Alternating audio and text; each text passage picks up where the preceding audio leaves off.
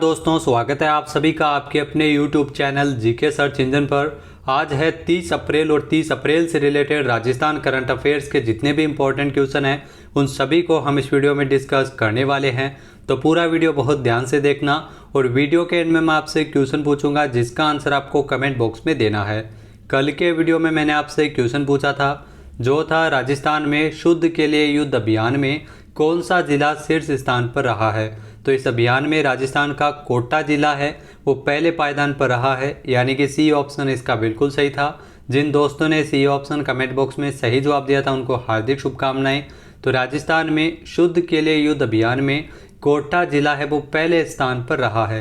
कोटा जिले ने शुद्ध के लिए युद्ध अभियान में कार्रवाई करने के मामले में प्रदेश में पहला स्थान हासिल किया है।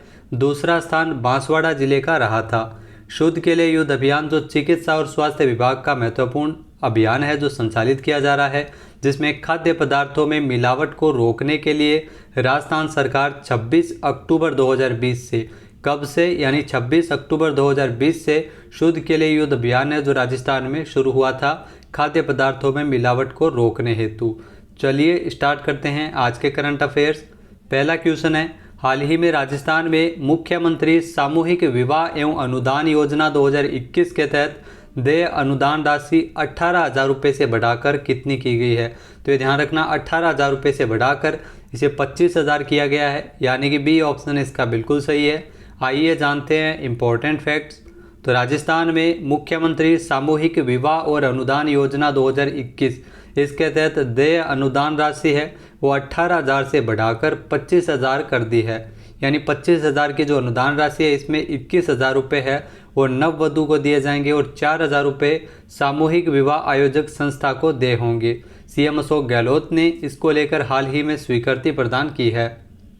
नेक्स्ट क्वेश्चन है, हाल ही में Rajasthan compassionate appointment of dependents of permanent total disabled government servant rule 2023 के प्रारूप का अनुमोदन किसके द्वारा किया गया था। तो ये ध्यान रखना सीएम अशोक गहलोत ने इस प्रारूप का अनुमोदन किया है, यानी कि सी ऑप्शन इसका बिल्कुल सही है। आइए देखते हैं इम्पोर्टेंट फैक्ट्स। तो राजस्थान सरकार ने जो कर्मचारियों के पूर्णतः निःशक्त अथवा अयोग्य होने पर अब उनके आश्रितों को भी अनुकंपात्मक नियुक्ति दी जाएगी। तो ये महत्वपूर्ण जो रूल्स बनाए गए हैं जिसमें अनुकंपा जो नियुक्ति है वो पूर्णतः निःशक्त और अयोग्य होने पर भी अब मिल सकेगी। इसके लिए सीएम अशोक गहलोत ने Rajasthan compassionate appointment of dependents of permanent total disabled government servant rule 2023 के प्रारूप का अनुमोदन किया है। स्वीकृत प्रस्ताव के अनुसार ड्यूटी पर कार्य करते हुए कर्मचारी के पूर्णतः निःशक्त होने अथवा अयोग्य होने पर स्वैच्छिक सेवानिवृत्ति के लिए जाने पर आश्रितों को अनुकंपा नियुक्ति भी दी जाएगी। तो ये महत्वपूर्ण फैसला लिया गया है, बजट में इसकी घोषणा की गई थी। नेक्स्ट क्वेश्चन है, हाल ही में प्रदेश के सभी राजकीय कार्यालयों में कब तक स्मार्ट प्रीपेड बिजली मीटर लगाए जाएंगे। तो प्रदेश के सभी राजकीय कार्यालयों में 1 सितंबर तक जो स्मार्ट प्रीपेड बिजली मीटर है वो लगेंगे, यानी कि ए ऑप्शन इसका बिल्कुल सही है। आइए जानते हैं इम्पोर्टेंट फैक्ट्स। तो राजस्थान के सभी राजकीय कार्यालयों में 1 सितंबर 2023 तक स्मार्ट प्रीपेड बिजली मीटर लगवाए जाएंगे। मुख्य सचिव उषा शर्मा ने विभिन्न विभागों के विभागाध्यक्ष और जिला कलेक्टर के लिए आदेश जारी किए हैं। वर्ष 2022-23 की बजट घोषणा की अनुपालना में ऊर्जा विभाग द्वारा जो पुनरुत्थान वितरण योजना के तहत राजकीय कार्यालयों सहित सभी विद्युत उपभोक्ताओं जिसमें कृषि के अतिरिक्त जो उपभोक्ता है उनको छोड़ते हुए जो स्मार्ट प्रीपेड मीटर है वो लगाया जाना अनिवार्य है। और इस नवाचार का शुभारंभ है वो राज्य सरकार के कार्यालयों से ही किया जा रहा है।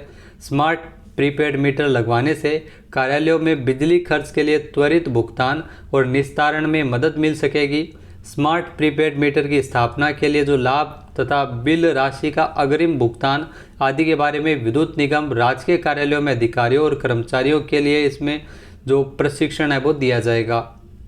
नेक्स्ट क्वेश्चन है, राजस्थान सरकार ने बजट 2023-24 में 75 वर्ष तक की उम्र के सभी पेंशनर्स की पेंशन बढ़ाकर कम से कम 1,000 रुपये कर दी है और इसका लाभ कब से मिलने लगेगा। तो ध्यान रखना, तो पहले 500 750 पेंशन दी जाती थी 75 वर्ष तक के उम्र के पेंशनर्स को, तो उसके लिए पेंशन है वो 1,000 रुपये की गई है।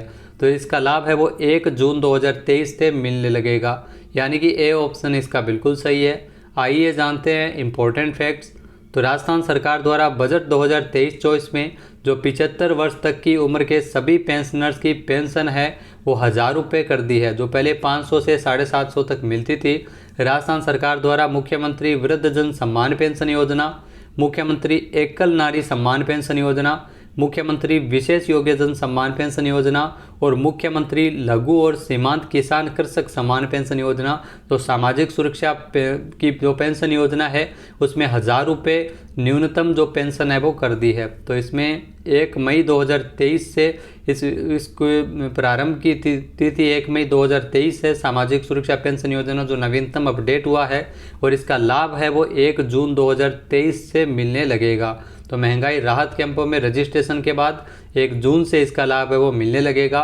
योजनाओं में कुल लाभार्थियों की संख्या 93.40 लाख है और पेंशन योजनाओं में मिलने वाली जो पेंशन राशि है जिसमें प्रति वर्ष ध्यान रखना 15% की स्वतः ही बढ़ोतरी की जाएगी।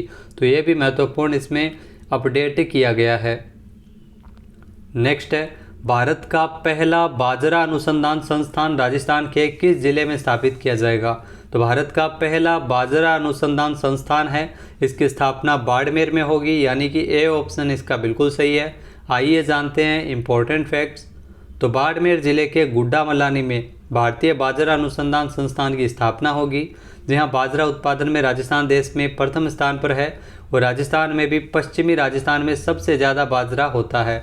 2 साल पहले केंद्र सरकार ने बाड़मेर जिले के गुड्डामलानी में बाजरा अनुसंधान केंद्र खोले जाने की घोषणा की थी। बाड़मेर जिले में गुड्डामलानी में भारत का जो पहला बाजरा अनुसंधान संस्थान प्रोजेक्ट है वो पिछले 2 सालों से केंद्र और राज्य सरकार के तालमेल और ज़मीन के आवंटन के कारण अटका हुआ था। हाल ही में इसमें ज़मीन का आवंटन करने का फैसला लिया गया है राजस्थान कैबिनेट के द्वारा और अब 100 करोड़ रुपये की लागत से ये बाजरा अनुसंधान संस्थान का कार्य जल्द ही शुरू हो जाएगा। नेक्स्ट क्वेश्चन है, भारत तथा अन्य किस देश के बीच जोधपुर सैन्य स्टेशन में 6 से लेकर 13 मार्च 2023 तक द्विपक्षीय अभ्यास बोल्ड कुरुक्षेत्र का 13वां संस्करण का आयोजन किया गया था? तो ध्यान रखना, भारत और सिंगापुर के मध्य ये बोल्ड कुरुक्षेत्र जो संयुक्त सैन्य अभ्यास है जिसका 13वां संस्करण आयोजित हुआ था 6 से लेकर 13 मार्च तक, यानी कि ए ऑप्शन इसका बिल्कुल सही है। आइए जानते हैं इम्पोर्टेंट फैक्ट्स। तो जोधपुर में जो संयुक्त भारत और सिंगापुर का जो संयुक्त सैन्य अभ्यास बोल्ड कुरुक्षेत्र का आयोजन किया गया था, सिंगापुर सेना और भारतीय सेना के मध्य जोधपुर सैन्य स्टेशन में 6 से लेकर 13 मार्च तक द्विपक्षीय अभ्यास बोल्ड कुरुक्षेत्र का 13वां संस्करण आयोजित हुआ था। अभ्यासों की श्रृंखला में पहली बार दोनों देशों की सेनाओं ने एक कमांड पोस्ट में भाग लिया था, अभ्यास में भाग लिया था, जिसमें बटालियन और ब्रिगेड स्तर की योजना इकाइयाँ और कंप्यूटर वार गेमिंग इसमें शामिल थे।